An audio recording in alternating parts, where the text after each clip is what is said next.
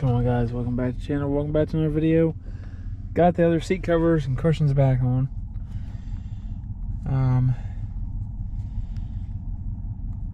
Trying to upload a video for another channel here. I'll give it a minute, let it warm up a second, and I'm gonna clear the streaks off here maybe.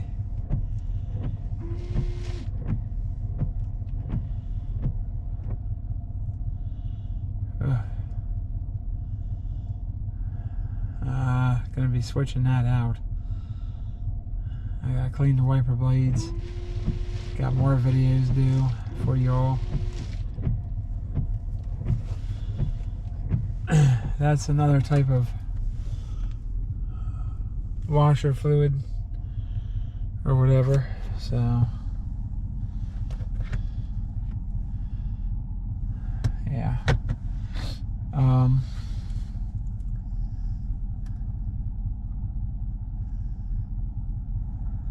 So having some issues with the tail light still. Now the left side bottom won't work.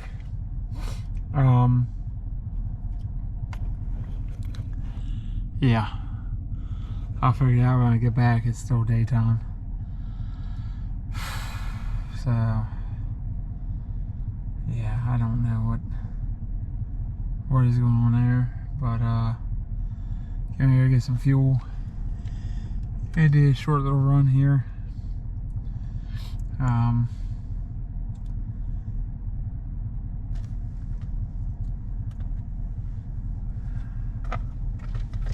then I've got some cold vehicle, cold advice or whatever, winter preparation, whatever you want to call it, for you guys here. Got some trash clean up here. Gotta wipe my wife up. There's the bed.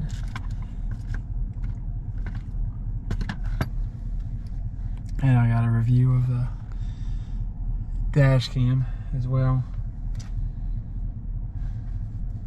So I'm gonna see if I can get this other video going.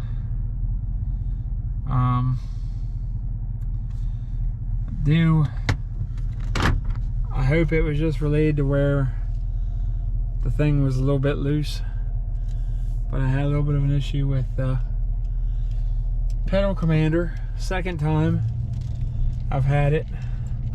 Now I can install that. If I can't install that, I don't even need to be installing anything else. That's a pretty simple install.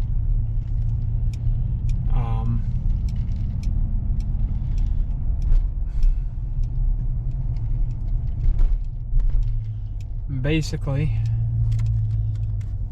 so in the P2138 code, which is a correlation between the pedal, I got salt in the back, tub from AutoZone, and a couple of de-icer bottles, so excuse the noises, and some other stuff back there, some lug nuts, some new lug nuts and all, which are in the previous video.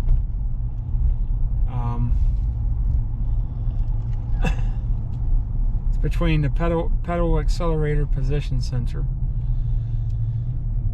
and the throttle position sensor.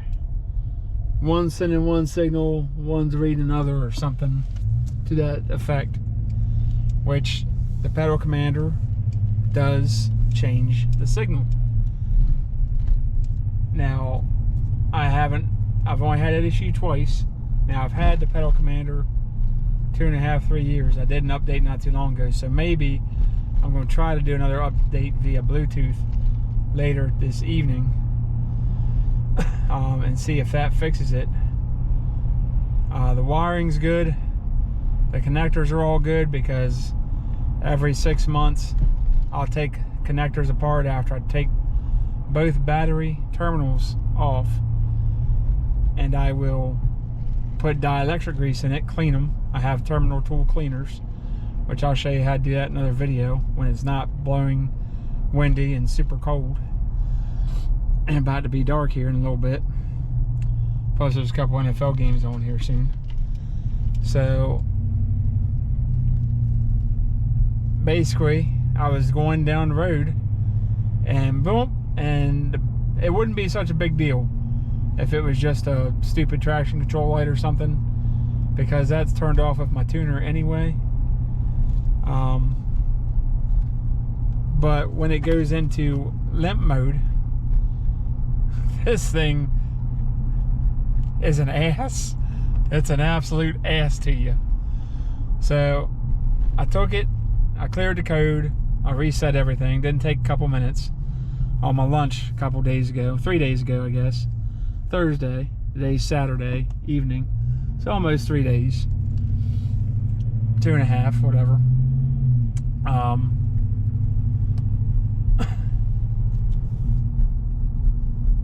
And then it was fine. And I turned, as you can see, there's no lights on the pedal commander. I turned it off. I've been running with it off. Now I'm gonna tell you, it does make a difference in your acceleration. But the problem is, it can throw certain codes every now and then. So I'm gonna try to update it. Another problem, and a reason I'm thinking about selling it,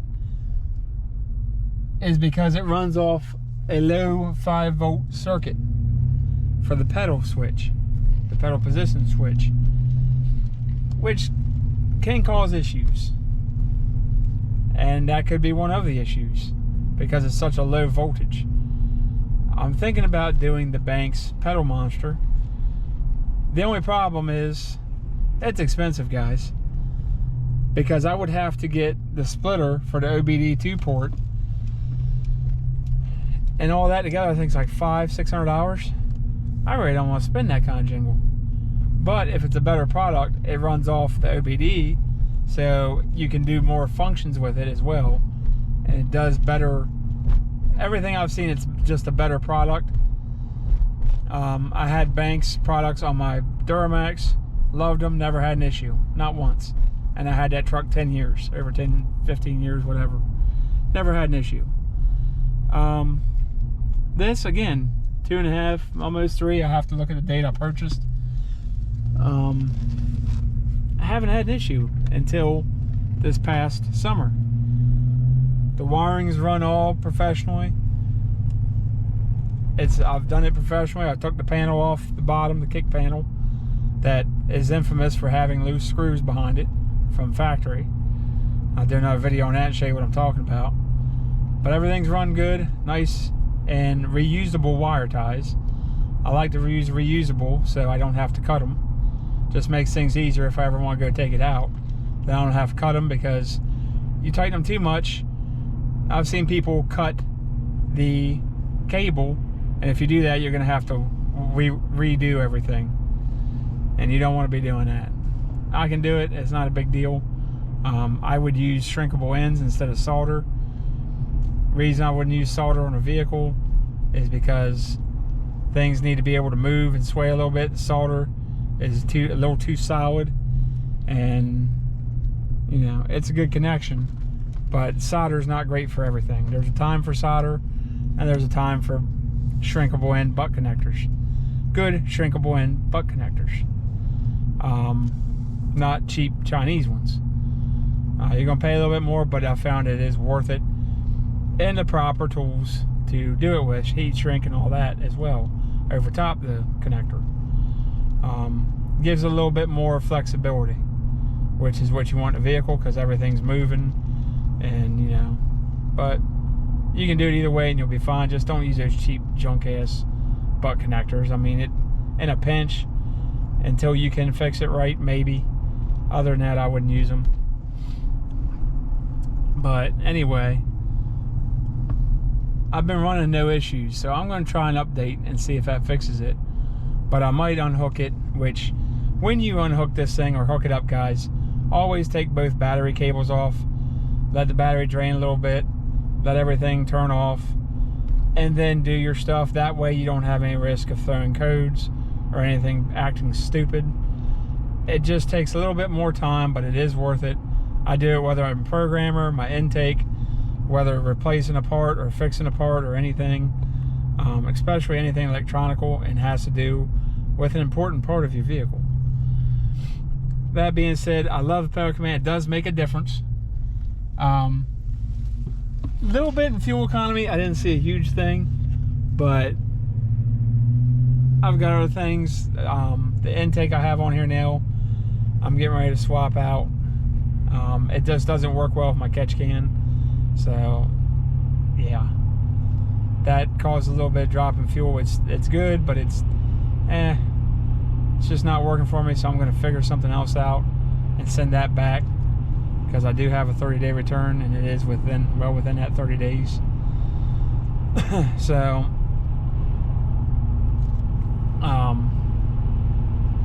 yeah, it does good. I can hit on it, and you don't have the jump like you had with the pedal commander, but it's fine. I can turn the boost up as high as 20%, I think, on the tuner and the custom tune section, because I have a custom tune. So I might do that and see what happens.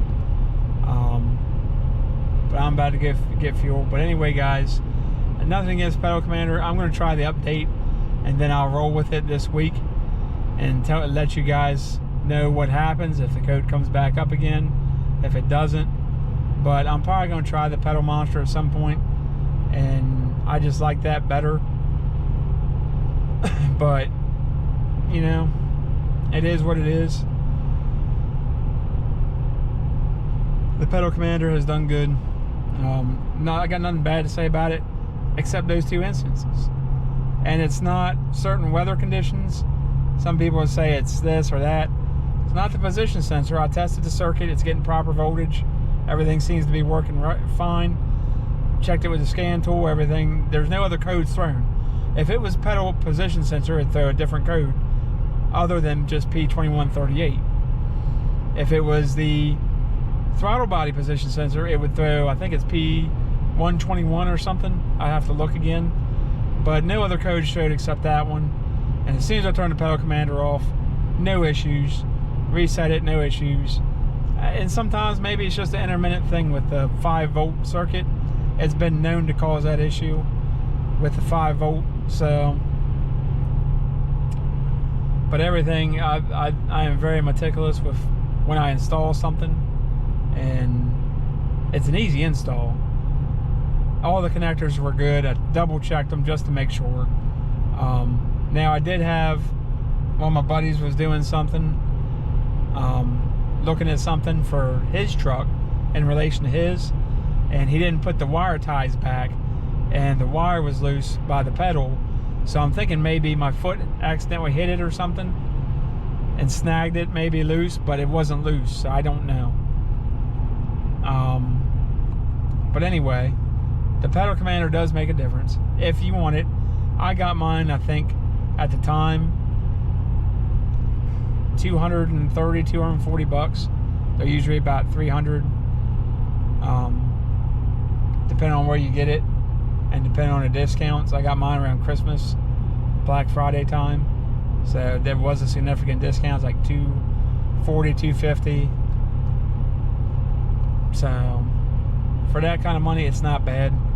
But I'm thinking about going with the Pedal Monster just for the 12-volt circuit plus the backup, more protections, more features, to be honest. So I might try that. We'll see. Let me know what you guys think in the comments down below. I know a lot of people either love Pedal Commander or hate them. I'm neither or. Again, it's been fine. It's worked good. It's got me some better fuel mileage. Maybe a mile, maybe two. I've never really paid too much attention because I've always had this truck in V8 mode. And I'll go over with these AFM trucks that DFM apparently are worse, much worse. I don't know. I'm still a Chevy guy. I'm still gonna stick with them, as dumb as that might be. I'm just very brand familiar with them, and one has not left me on the side of the road yet. So, you know, I've had Chevy since '03, and neither one's left me on the side of the road yet. Now, the first two were diesel. This one's gas. But my father's always had LS motors, going all the way back to the 5.7. So, yeah. I do have some complaints with things, but there's always something to complain about. You can always look for something. But this truck rides good, minus the tires. The tires are getting ready to take a shit. So, yeah, we're getting ready to... That's why I'm thinking about the pedal monster, because tires are going to be about 12 to 1300 depending on what size I go, because I am looking probably at the Nitto Recon grapplers. I really don't want to be a test dummy for the G3s.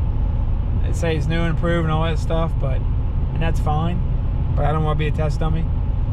So, and I can stomp on it, and she gets up pretty good. So,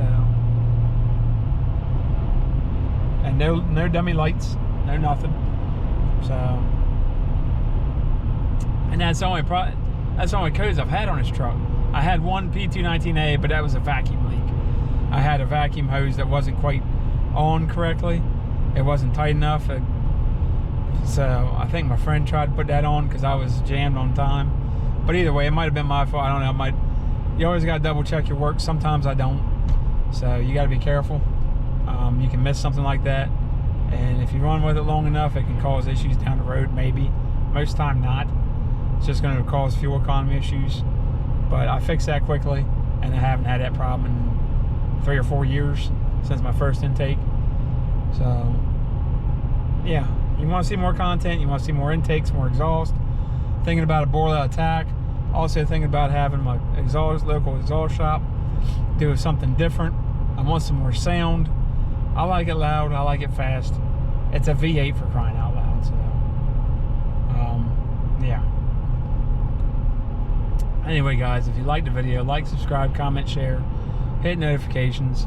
Once we hit 100, doing a free giveaway. Slow speed zone here. Yeah, and you'll see I might get 2 intakes and try each one, see which one I want to send back.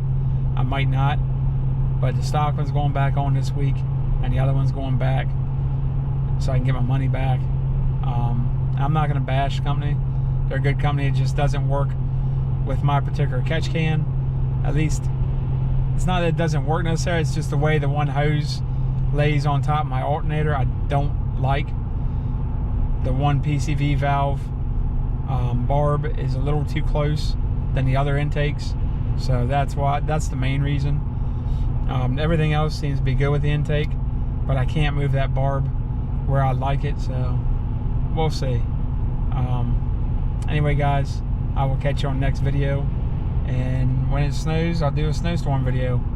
I gotta adjust the headlights on this again, so I got them a little too high, so I gotta bring them down a little bit again. But anyway, guys, love y'all. Peace out.